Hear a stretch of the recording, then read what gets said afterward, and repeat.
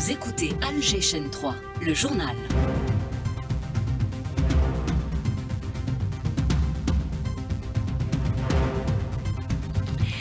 Eh bien, on s'informe, le journal tout de suite avec vous, Faizy Elkins, bonjour. Bonjour Soraya, acheminement de la valise diplomatique, l'Algérie rejette catégoriquement la nouvelle procédure et dénonce des mesures contraires aux conventions internationales. Alger exige le rétablissement des accès permanents pour ses diplomates, faute de quoi les mesures de réciprocité resteront en vigueur. Propos racistes, stigmatisation des Algériens et montée de l'algérophobie dans les discours politiques français. Deux figures de l'État, Bruno Retailleau et l'ex-ministre Noël Lenoir, visés par des actions en justice. Coup d'envoi dans quelques semaines à Alger de la foire commerciale intra-africaine, une 4e édition à laquelle prennent part plus de 140 pays avec à la clé des accords commerciaux estimés à 44 milliards de dollars. Avec l'été et ses températures caniculaires, la demande d'énergie explose. 8 pics de consommation enregistrés par la Sonelgaz le mois dernier. Un record, le réseau tient bon malgré la pression. RSF et SOS Racisme condamnent le meurtre par l'entité sioniste des 6 journalistes palestiniens tombés en martyre hier à Gaza. Condamnation également de l'ONU et de l'Union européenne. Redonner vie au caftan algérien auprès de la jeune génération, c'est le pari du Challenge Caftan, un concours lancé dans le cadre du Festival culturel national du costume traditionnel qui met la création au service du patrimoine. Sport Open d'Algérie d'athlétisme avec 10 médailles d'or, le MC Alger creuse l'écart avec le Serbe Louzdet, record et résultats, le déroulé de la journée d'hier dans le journal.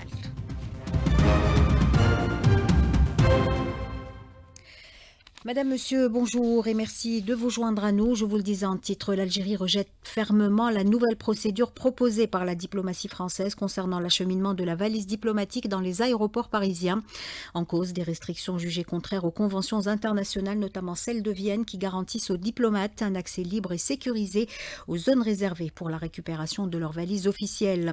Selon l'APS, qui cite une source bien informée, cette nouvelle procédure imposerait notamment un accompagnement policier systématique ainsi qu'une demande préalable à formuler 48 heures à l'avance, des mesures qualifiées de provocatrices et vexatoires. Alger dénonce également une rupture du principe de non-discrimination puisque ces restrictions viseraient exclusivement les diplomates algériens, excluant les autres missions étrangères en France.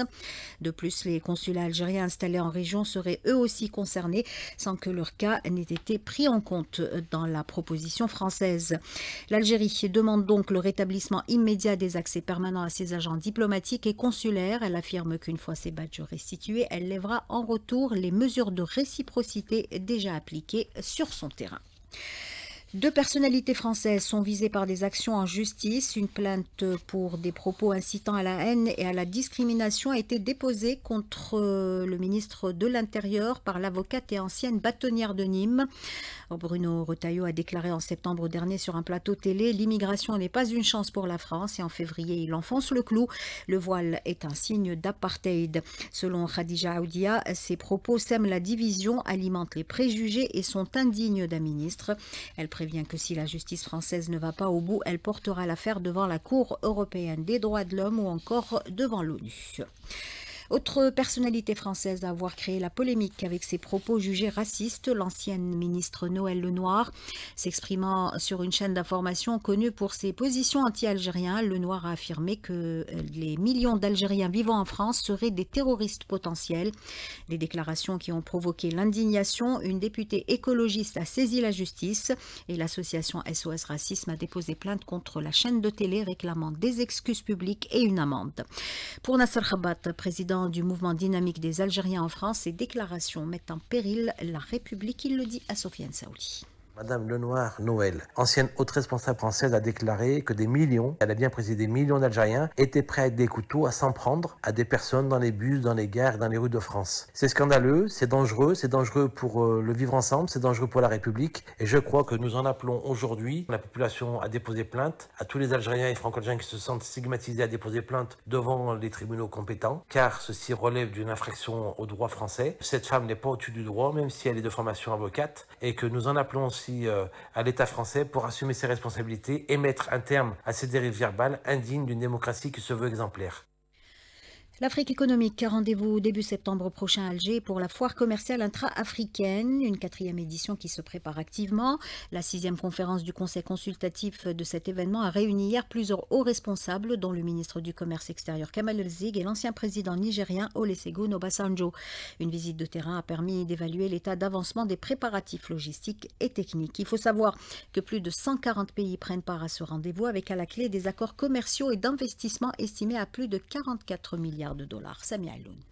Une manifestation continentale qui va permettre aux opérateurs économiques africains, tout domaine d'activité confondu, à tisser davantage de liens au sein de cet espace d'échange et de coopération, tout en mettant en avant le savoir-faire africain sous toutes ses dimensions. Nazim Sini, professeur agrégé en économie. L'objectif, c'est vraiment de déceler, d'identifier les potentialités de croissance, les opportunités également de business au sein de l'économie africaine, dans le but de la promouvoir, de créer de la valeur ajoutée, de créer des emplois et surtout d'attirer des investissements directs étrangers vers des secteurs industriels à haute valeur ajoutée. Différents thèmes et forums seront abordés, comme des sessions dédiées aux opportunités offertes par la ZLECAf, ainsi que des ateliers pratiques de formation sur l'exportation, la conformité aux normes et les stratégies de marketing, ou encore la jeunesse africaine et les startups. Mahfoud Kaoubi, analyste politique et financier. Une grande partie sera dédiée à la problématique des startups en Afrique, afin de, premièrement, généraliser les expériences positives, les expériences réussies dans quelques pays, et sortir avec un plan d'action. La chose la plus importante, c'est d'élargir le champ qu'occupe cette catégorie des entreprises afin d'être d'une part un vecteur de développement et d'autre part un vecteur de croissance en Afrique. L'IATF vise également à enrichir le développement académique et professionnel des participants, y compris celui des chercheurs et universitaires, tout en contribuant aux objectifs plus larges consistant à renforcer le commerce intra-africain, à promouvoir le développement économique et à former une nouvelle génération de leaders africains du commerce et de l'investissement, tout domaine confondu. Et en cette période caniculaire, ventilateurs et climatiseurs tournent à plein régime. Résultat, la Sonelgaz a enregistré en juillet dernier pas moins de 8 pics historiques de consommation électrique.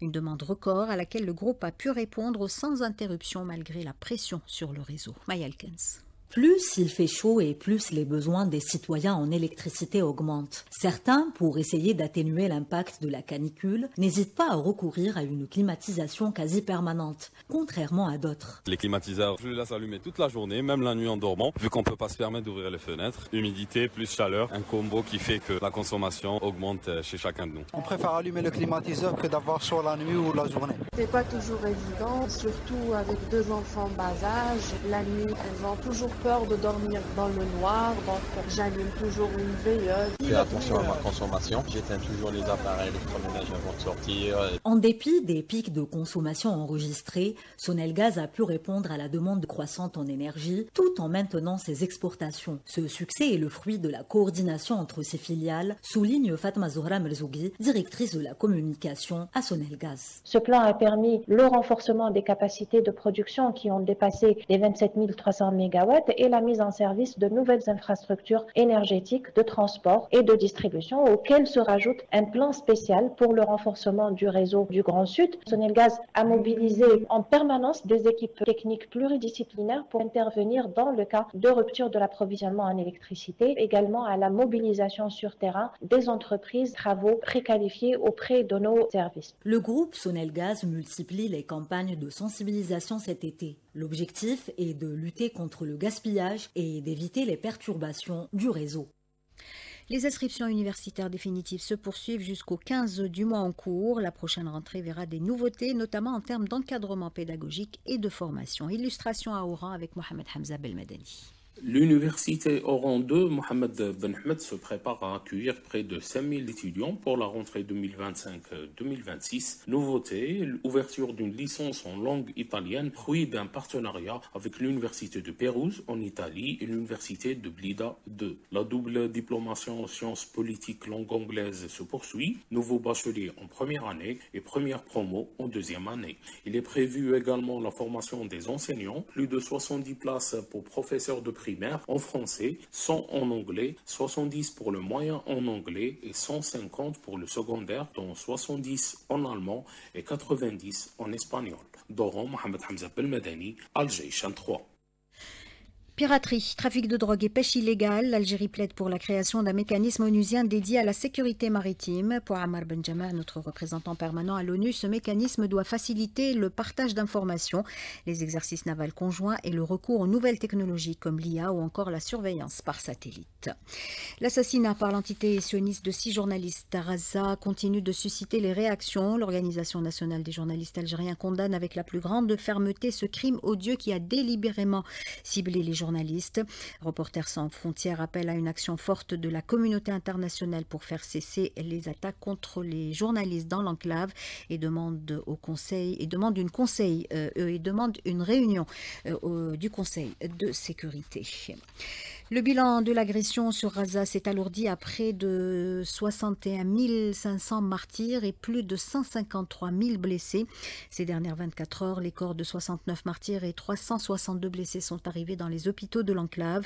Le bilan des attaques visant les Palestiniens qui attendaient l'aide humanitaire s'élève à 29 martyrs et 127 blessés ces dernières heures, tandis que le bilan global dépasse les 1800 martyrs et 130 000 blessés. Une nouvelle flottille chargée d'aide humanitaire prendra la mer depuis plusieurs ports méditerranéens à destination de Gaza pour briser le blocus israélien illégal. C'est ce qu'a fait savoir la militante suédoise Greta Thunberg qui en fera partie. Et après l'Australie hier, la Nouvelle-Zélande fait part de son intention de reconnaître l'État de Palestine en septembre prochain à l'occasion de l'Assemblée générale de l'ONU. Retour chez nous, une vidéo choquante diffusée sur les réseaux sociaux provoque de vives réactions.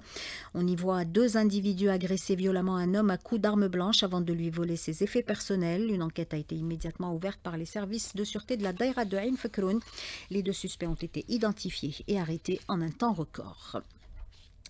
Et pour que nul n'oublie, ce 12 août marque l'anniversaire d'un des crimes les plus atroces de la colonisation française en Algérie.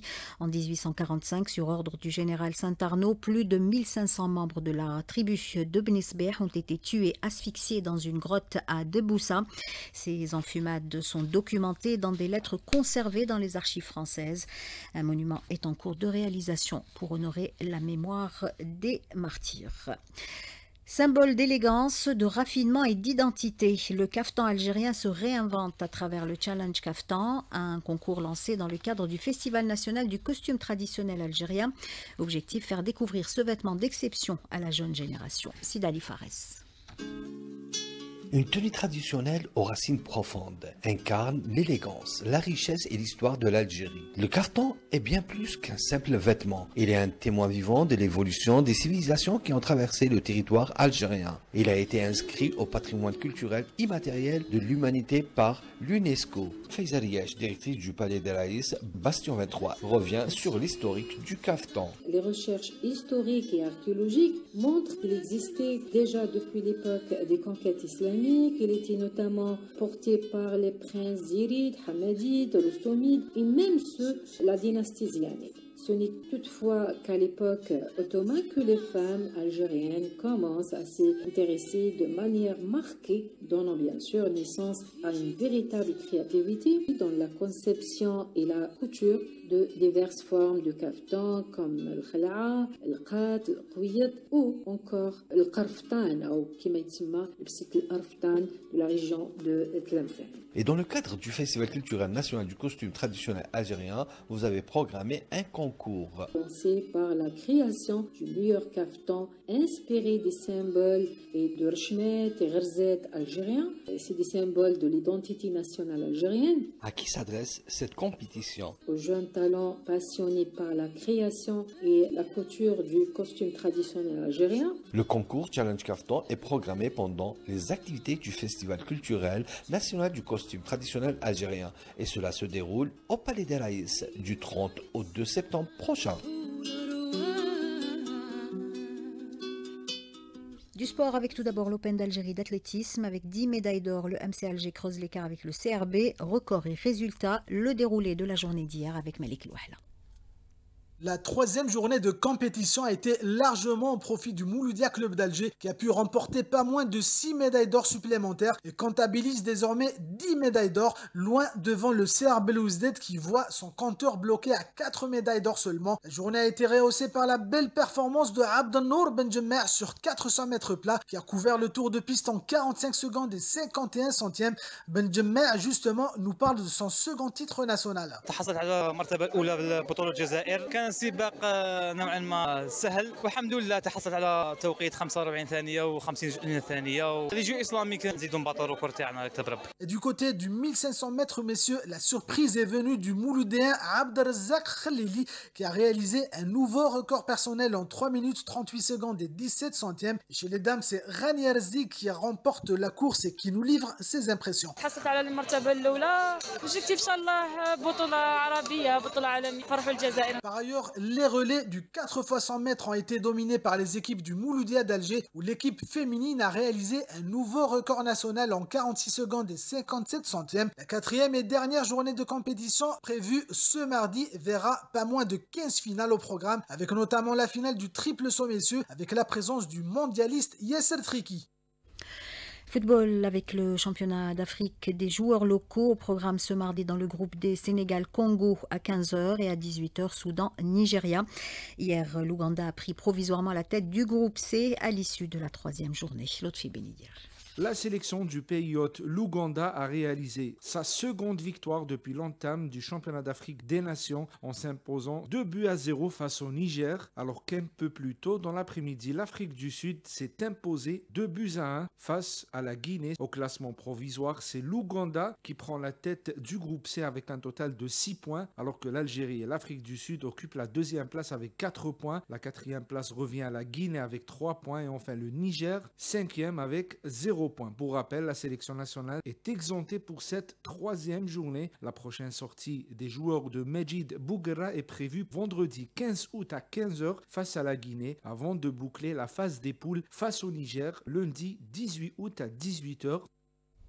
Et le football national est en deuil. L'ancien international du Nahd, Sidali Lazazi, s'est éteint hier à l'âge de 68 ans.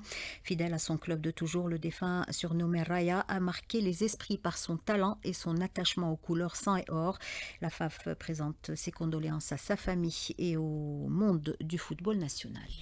C'était la dernière information de ce journal réalisé par Aïssa Abdelrahman. Yassine était à la console technique. Yassine Lefkoum est au streaming. Et tout de suite, c'est Soraya Zantar pour la météo.